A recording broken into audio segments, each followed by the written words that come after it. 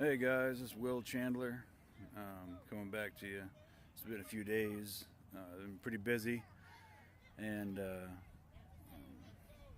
so if anyone's been actually looking forward to a video, I apologize for the wait.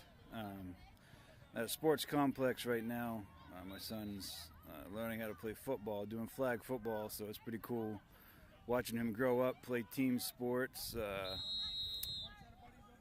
Getting him on the right path to learning how to interact with people, interact on a team level, interact with winning and losing at the same time, knowing how to properly react in a social environment and how to deal with victory and how to deal with defeat, especially learning how to deal with losing. And that's one thing that was so sorely missing from the Jehovah's Witness youth experience of no organized sports, no youth outside of the cult, and of course we all know that's done as a form of control, just like Stephen Hassan's bite model, which I'm sure all of you are familiar with, in discussing and explaining and identifying a cult. So anyway, that kind of didn't mean to even start out that way. I found some shade under a tree, and so here I am recording.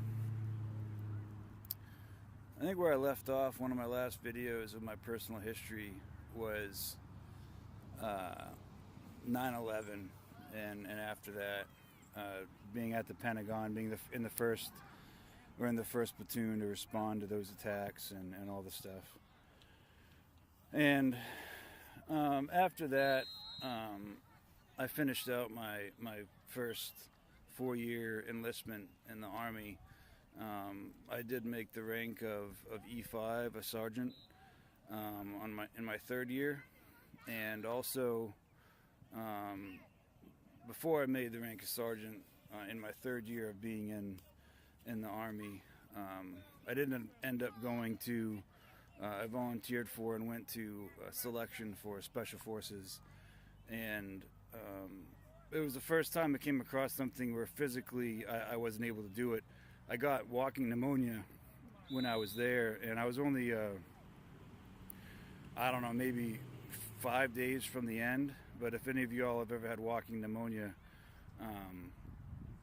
it's not fun. And it was the first time in my life where I'd come across something where it just kicked my butt.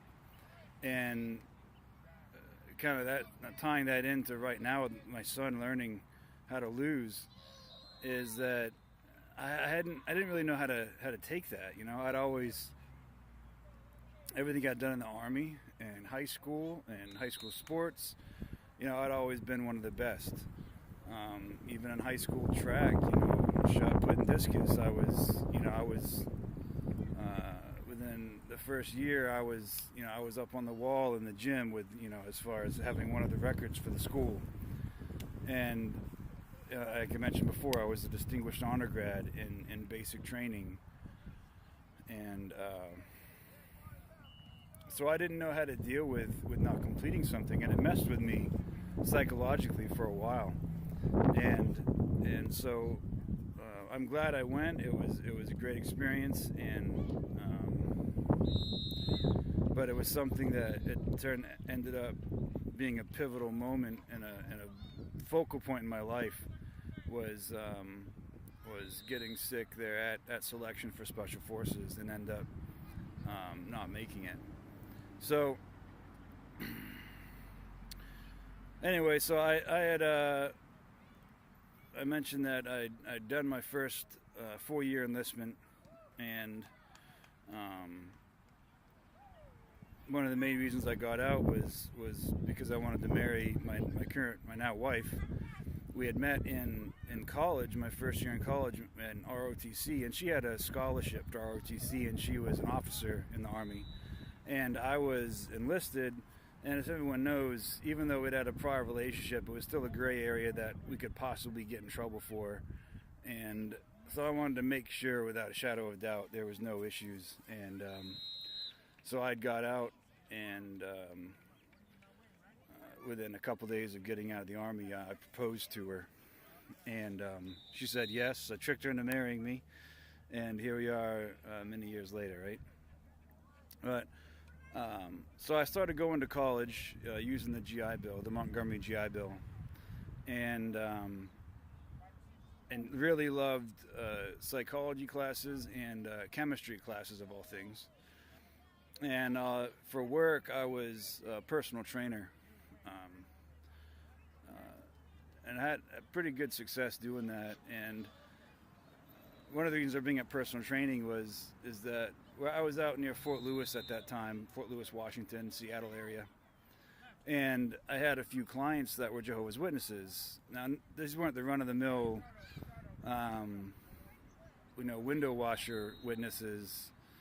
These were the we have money, we don't make below $200,000 a year witnesses. So a little different. I didn't tell them that I had been baptized, but I told them my mother had raised me as one, and I just omitted the part about being baptized, mainly because I didn't want to lose my clients, because it had nothing. I didn't want to risk them shunning me and losing a client over. There was no reason, and it wasn't any of their business either. And they never directly asked me if I had been baptized. If they had directly asked me, I would have told them, but it never came up. Anyway, super nice people, though. I ended up having a couple families that I was doing the personal training for, and they even offered me a job. He offered me his old job because he had just gotten a promotion, and he said I wouldn't make below $120,000 in my first year, and that I would be making far more than that. But I explained to him I didn't have a passion for what his job was, and the passion he saw in personal training was because it was something I loved, and with the bodybuilding, it was something I had done and loved, and that was the reason for the passion, and I just didn't feel that would carry over. It's just never was about money for me. It's a job for me is part of who I am. A lot of guys are like that. And so anyway, kind of hopping around there, but a few months after being out, and I really started realizing I didn't make a good civilian. And so I'd gotten out in September of '03, and by the end of July of '04, I found myself back in the Army, and my wife was on her way to Iraq. But it was a good time for me to go back in, because I figured we're going to be separated anyway, and the fact that I hadn't successfully completed selection for Special Forces was really bothering me, and so I needed to have another crack at it. Even though I had gotten walking pneumonia, it didn't matter. To me, I had failed. So I went back in the Army on an 18 X-ray contract, which was the contract for going directly to Special Forces selection and qualification course. And wouldn't you know it, God gave me another hint. And the first week I was there, before we even started training, in morning physical training, I did something stupid. We were doing some buddy carries. For whatever reason, I tripped. I didn't let go of the guy in time. I don't really know why. There's no explanation for it. And I ended up dislocating my shoulder. I put it back in myself, thought everything was fine. But then a few days later, I'm like, something's not right. So after convincing the physical therapist, it took me a couple months to convince the physical therapist to give me an MRI, that I really needed one. And lo and behold, my bicep tendon is torn, and they had to end up having emergency shoulder surgery because they thought my bicep tendon might completely separate at the shoulder. So during that time, before I had the surgery, and then after also, being injured, I came back in back up a second, I came back in the Army as a sergeant, as an E5, when I went to the 18 X-ray program. So I wasn't a normal kid off the street that had never done any military time. I had a record. Given where I'd been, it spoke well for me. And so I knew that because I had gotten injured, there was a good chance, not a good chance, I knew that they were going to end up, I was going to not being able to go to selection, and that I was just going to end up being sent to a different unit, and then I wasn't going to be able to complete selection for SF.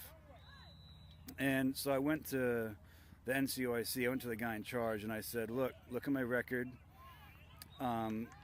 give me a chance to stay here, recover, and test me. Like, I can help out. Let me help work here for you.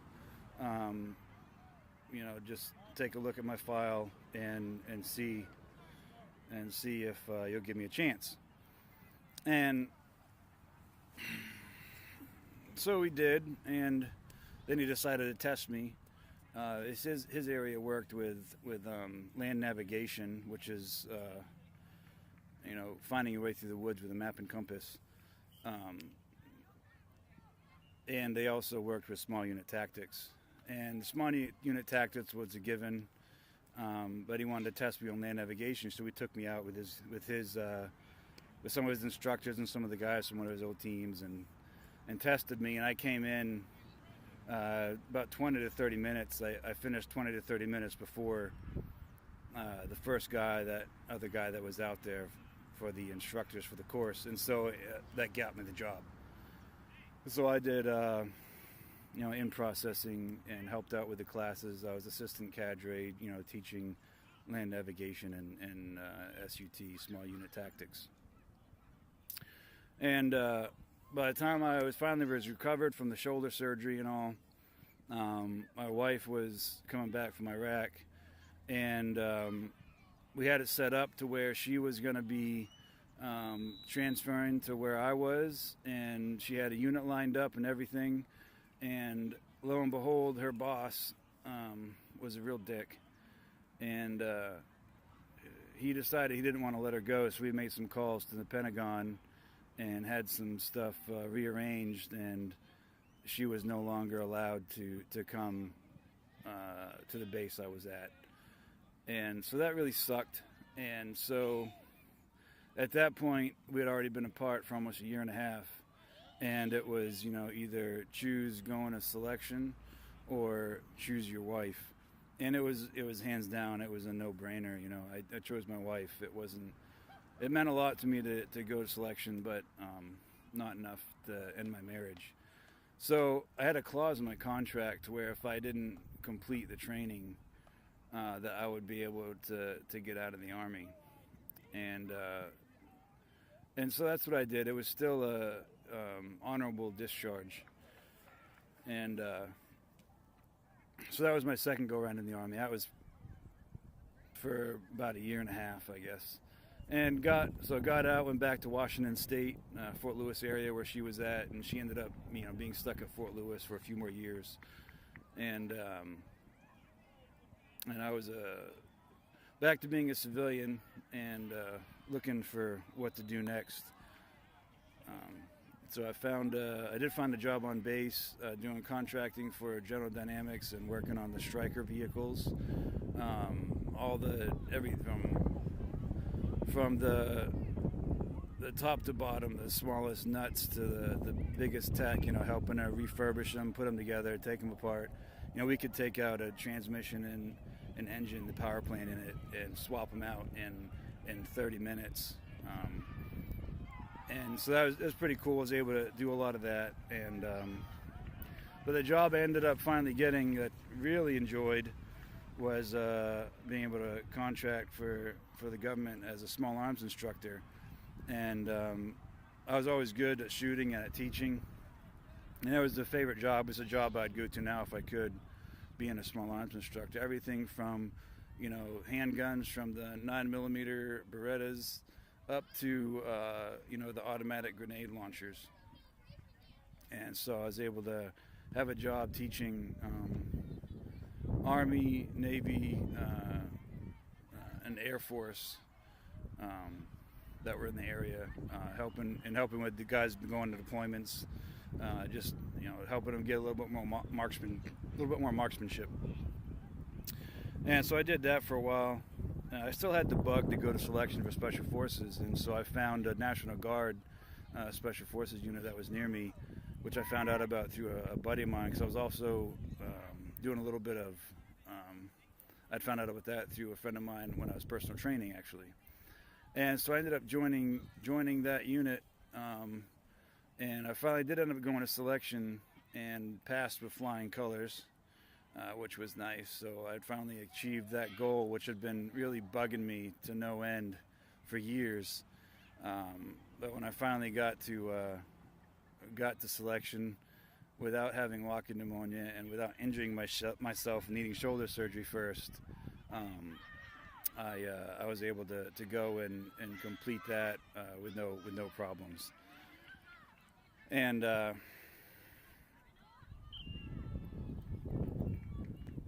I guess at that point also, I was still in the National Guard at that point, and then I went back on to active duty, and the last point when I was back on was when I was in Iraq in 08 and 09, and before I got injured. I'm a little bit discombobulated right now. My son's about to start more of his game, and they're getting some practice and about to start some of their games. So this video is already 16 and a half minutes. So I'm going to go ahead and stop here and upload this, and then I'll give y'all some more of my history and background and other topics y'all had asked me to cover in just a little bit. So yeah, this is Guardian Fury. My name is Will Chandler, and y'all have a good one.